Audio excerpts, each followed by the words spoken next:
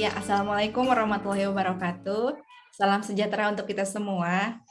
Hari ini saya sudah bersama dengan 4 narasumber yang luar biasa. Ya, sebelumnya saya perkenalkan diri dulu ya. Perkenalkan, nama saya Nuri Trianti. Hari ini saya berlaku sebagai moderator. Nah, saya sudah bersama dengan 4 narasumber yang akan menemani kita bersama membahas terkait kebijakan penilaian angka kredit yang baru saja dirilis gitu ya oleh Kementerian Pendidikan dan Kebudayaan, Riset dan Teknologi. Nah, sebelumnya saya perkenalkan dulu ya 4 narasumber kita satu-satu. Nah, yang pertama di sini ada Ibu Yanti. Beliau adalah anggota DPR. Selamat malam Ibu Yanti, bagaimana Selamat kabarnya? malam, Bu Nuri. Alhamdulillah baik, Bu Nuri. Alhamdulillah. Lalu juga kita di sini ada Pak Roni ya. Pak Roni, beliau adalah perwakilan dari teman-teman dosen ya. Selamat malam Pak Roni, bagaimana Pak kabar di sana? Selamat malam Bu Nuri, alhamdulillah sehat. Baik. Pak, alhamdulillah.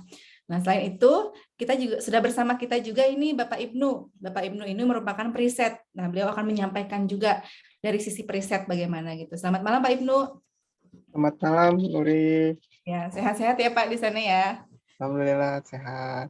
Nah, selain itu, kita sudah bersama kita juga nih Bapak Vidi. Beliau adalah seorang profesor yang akan menyampaikan juga pendapatnya terkait penilaian angka kredit ini gitu.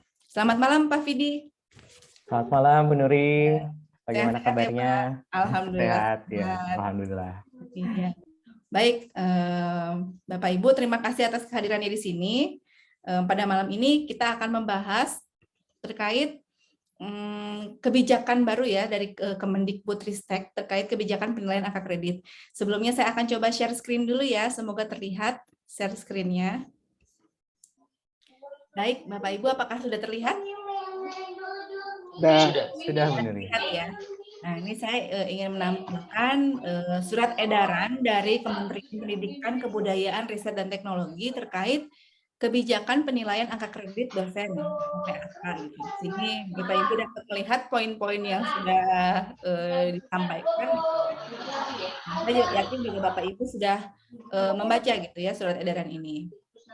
Nah, untuk mengulas lebih detail terkait kebijakan baru, izinkan saya untuk meminta opini dari Bapak Ibu ya, untuk menyampaikan dari sisi sebagai anggota DPR, sebagai dosen, sebagai periset, dan sebagai profesor terkait surat edaran yang baru saja dirilis oleh Kemenristekbud, mohon maaf, Kementerian Pendidikan, Kebudayaan, Riset, dan Teknologi.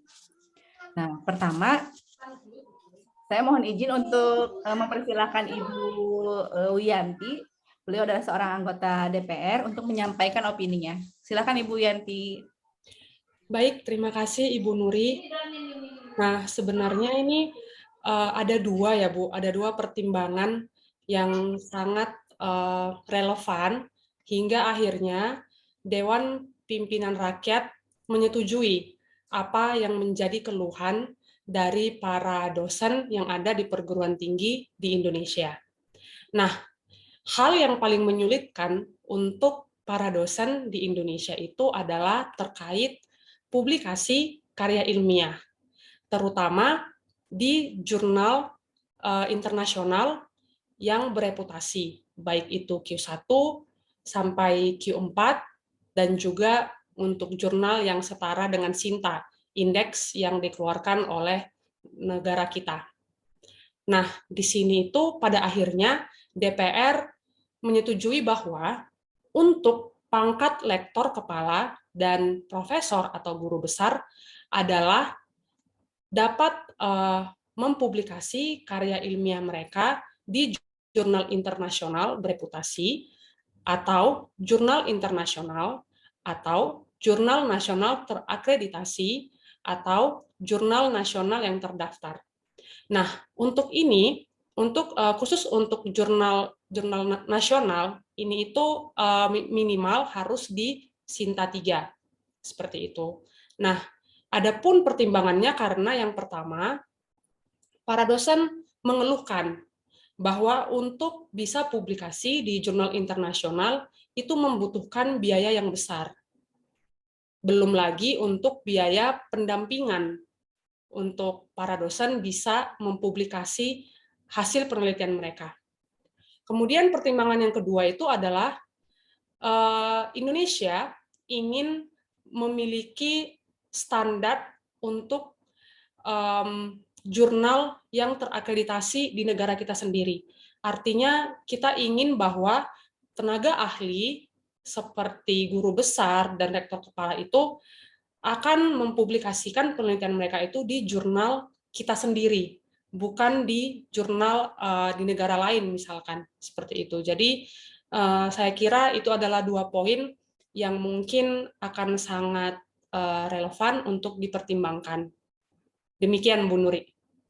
Baik, terima kasih Ibu Yanti sebagai anggota DPR sudah menyampaikan opininya. Jadi di sini ada 2 poin, yaitu publikasi KTI bagi para dosen dan juga standar jurnal terakreditasi yang ada di Indonesia. Terima kasih Ibu Yanti. Baik, selanjutnya kita akan mendengar opini dari Bapak Roni selaku dosen. Kami persilakan Bapak Roni. Baik, terima kasih Bu Nuri atas kesempatan yang diberikan. Ya, saya selaku perwakilan dari dosen ya, saya akan berikan opini atau pendapat terkait dengan kenaikan pangkat ya menjadi lektor kepala atau guru besar atau profesor gitu. Nah, yang seperti yang kita tahu bahwa di perguruan tinggi itu ya ada namanya Tridharma perguruan tinggi ya, yaitu seorang dosen itu bisa mengajar ya, kemudian mengabdi dan meneliti ya, melakukan penelitian. Dan salah satu yang harus dilakukan tadi penelitian harus publikasi ya, publikasi di jurnal yang sudah ditentukan oleh Kemendikti. Tapi saya sebetulnya ada pendapat yang kurang setuju ya dengan yang aturan yang dikeluarkan oleh Dikti ini, Ristek Dikti ini, yaitu untuk menjadi seorang guru besar itu kita bisa mempublish penelitian kita itu di jurnal Sinta 3 ya. Dan itu menurut saya itu kurang qualified ya. Itu pendapat saya. Walaupun sebetulnya belum tentu juga jurnal Sinta 3 itu jelek ya. Ya, tapi seperti yang kita ketahui bahwa kalau jurnalnya yang sudah berputasi ya seperti jurnal internasional yang sudah terindeks Scopus itu sebagian besar dari para ilmuwan itu sepakat bahwa itu jurnal yang sudah memang bermutasi ya, sudah diakui oleh para ilmuwan. Jadi kalau ingin menjadi seorang yang untuk yang diakui keilmuannya gitu, maka sebaiknya hasil penelitian itu dipublikasi di jurnal yang internasional ya, internasional berputasi itu. Ya mungkin dari itu ya. Jadi kesimpulan saya di sini itu kalau misalnya untuk menjadi seorang lektor kepala ya jabatan fungsionalnya, apalagi jadi seorang guru besar ya, sepertinya untuk jurnal nasional itu perlu evaluasi ya, gitu. Seperti itu sih untuk sementara pendapat saya. Ya, baik. Terima kasih Pak Roni.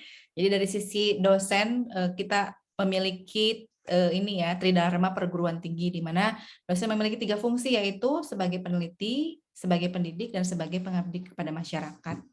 Juga tadi ada komen dari Pak Roni ini terkait kualifikasi jurnal ya, Sinta 3. Nah, selanjutnya nanti kita akan mendengar juga pendapat dari Bapak Profesor, dan namun sebelumnya kita akan mendengar dulu dari pendapat dari Bapak Ibnu ya, selaku periset terkait surat edaran yang dikeluarkan oleh Dikti. Dipersilakan Bapak Ibnu. Terima kasih Bu Nuri atas kesempatannya. Mungkin untuk saya sebagai periset di sini ingin memaparkan ya bagaimana di sistem di institusi periset itu sendiri dalam menentukan persyaratan sebagai guru besar atau profesor riset ya kalau di periset. Nah, untuk periset sendiri sebenarnya kita memiliki konsep yang bernama hasil kerja minimum atau HKM, di mana untuk jabatan guru besar sendiri atau profesor itu ada beberapa persyaratan. Sebenarnya untuk periset sendiri, profesor itu merupakan jabatan tertinggi dan kita biasanya mengenal dengan peneliti ahli utama. Meskipun peneliti ahli utama atau periset ahli utama itu belum tentu profesor ya. Namun paling tinggi di periset ahli utama adalah profesor.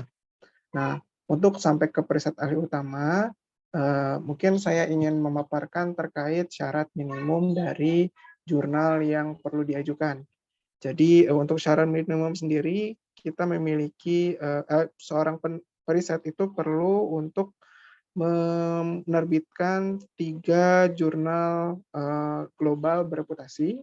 Jadi reputasi di sini disesuaikan dengan sistem yang ada di kami di Epenliki. Lalu posisi dari periset tersebut harus sebagai kontributor utama. Nah, mungkin ini sebagai bahan pertimbangan bagi Bapak Ibu sekalian, bagaimana sebenarnya di peneliti di periset itu terkait dengan hasil kerja minimum tersebut.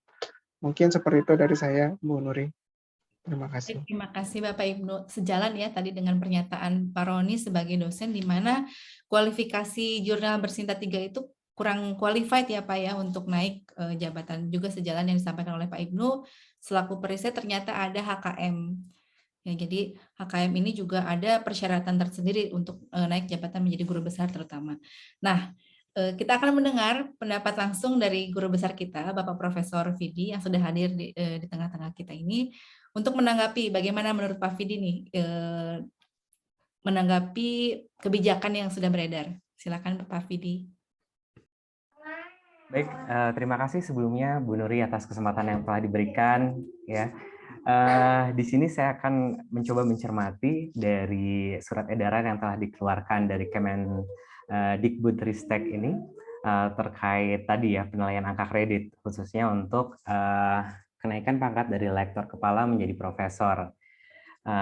Tadi kalau misalkan saya boleh memberikan pendapat, sebenarnya saya setuju juga ya dengan apa yang telah disampaikan baik oleh Pak Roni dan juga Pak Ibnu, di mana untuk menjadi profesor rasanya untuk publikasi dengan indeks nasional yang kita miliki, Sinta ini mungkin masih dirasa kurang ya. Mengapa?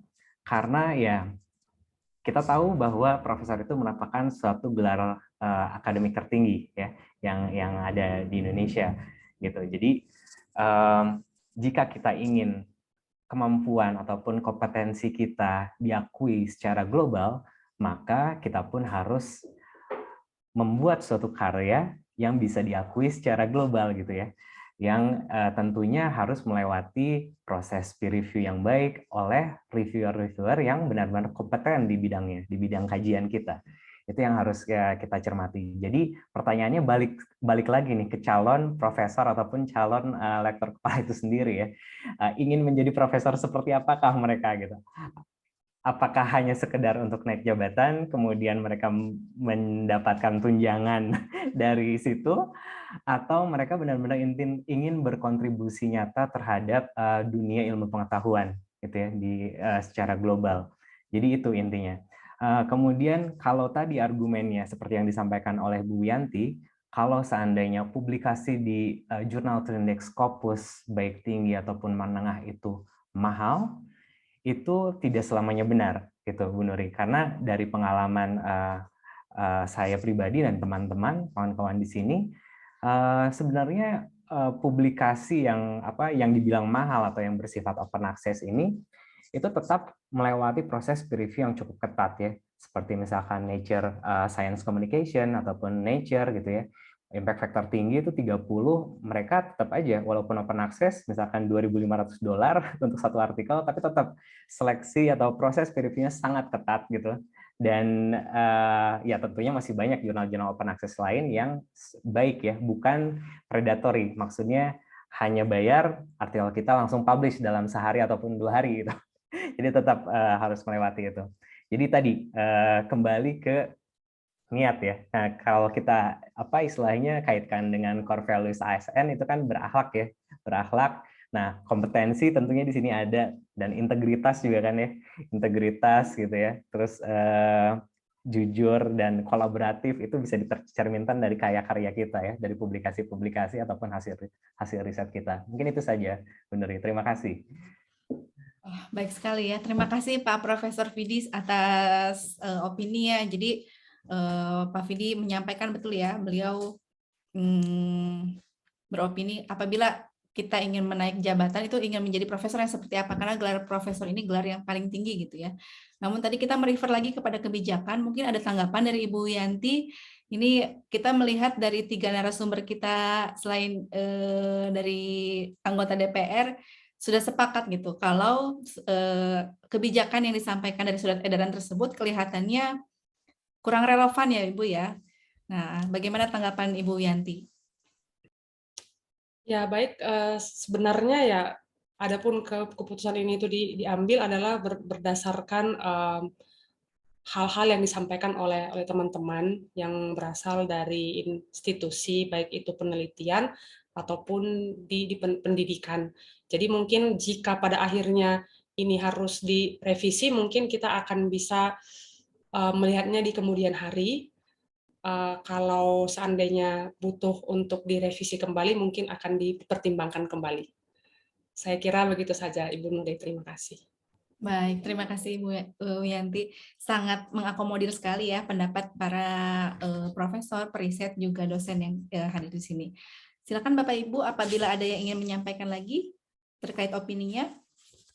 Ya, saya sedikit menanggapi terkait dengan surat edaran dari Kemendikbudristek tadi ya. Sebetulnya tidak sepenuhnya salah ya. Jadi cuman memang kurang tepat saja. Jadi kalau seandainya untuk persyaratan naik jenjang dari jabatan profesional ya, misalnya dari asisten ahli ya yang paling rendah ya, kemudian ke lektor untuk Sinta minimal Sinta 2 lah, itu masih oke.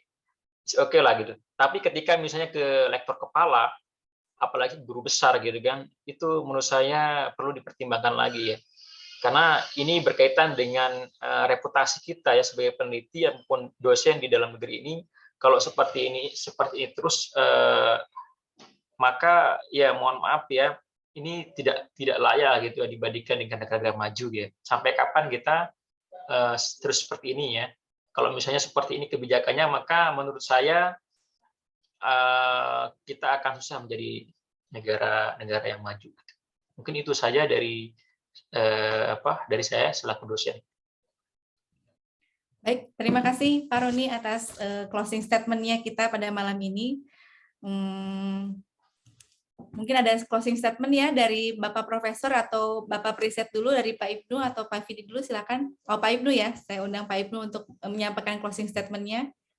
Iya, baik, terima kasih. Kalau dari saya sendiri sebenarnya saya melihat ini adalah usaha yang sangat baik ya dari pemerintah untuk mungkin di satu sisi memiliki semangat untuk semakin menghasilkan banyak profesor dan guru besar di universitas. Dan saya melihat juga di sini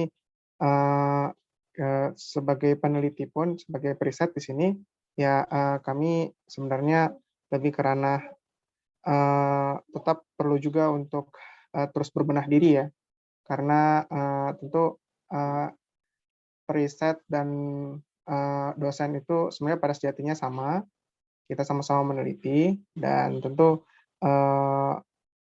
dengan seperti ini mungkin bisa juga sebagai sarana untuk kolaborasi juga ke depan gitu ya, antara dosen dan periset. Mungkin seperti itu dari saya.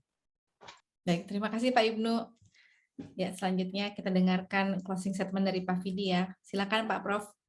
Ya, terima kasih atas kesempatannya. Mungkin dari saya kebijakan yang tadi telah dikeluarkan ya oleh Kemendikbudristek Dikti, semoga dapat direview atau ditelaah kembali sehingga kita bisa menghasilkan para guru besar atau para profesor yang benar-benar berkualitas, kompeten di bidang kajiannya, sehingga akselerasi riset yang ada di tanah air kita itu menjadi cepat dan kita tidak tertinggal ya, semakin tertinggal. gitu. Jadi kita harus senantiasa tetap berkarya ya. Jadi kadang ada yang sudah profesor, sudah mencapai jabatan tertinggi, berhenti, tidak produktif gitu. Nah, mungkin ini tidak benar gitu. Sebaiknya harus lebih produktif lagi ketika sudah menjadi profesor gitu. Mungkin sekian dari saya. Terima kasih. Baik, terima kasih. Dan tadi Profesor Vidi sudah menyampaikan closing statement-nya dan menutup pertemuan kita malam ini. Jadi bisa saya simpulkan dari pertemuan kita malam ini adalah jabatan apapun yang dimiliki oleh kita saat ini, mari kita sama-sama saling berkarya, juga berkolaborasi untuk sama-sama meningkatkan kompetensi sehingga akselerasi riset di Indonesia itu semakin meningkat. Semoga opini dari Bapak-Bapak yang mewakili dari periset, dari Bapak dosen dan juga Bapak profesor bisa memberikan pertimbangan untuk Ibu Yanti ya yang bisa menyuarakan kepada rekan-rekan di anggota DPR. Baik, terima kasih atas kesempatan dan kehadirannya Bapak Ibu pada malam hari ini. Sampai berjumpa lagi di pertemuan selanjutnya. Wassalamualaikum warahmatullahi wabarakatuh. Waalaikumsalam. Terima kasih semuanya, Bapak Ibu. Terima kasih, Bapak. Terima kasih.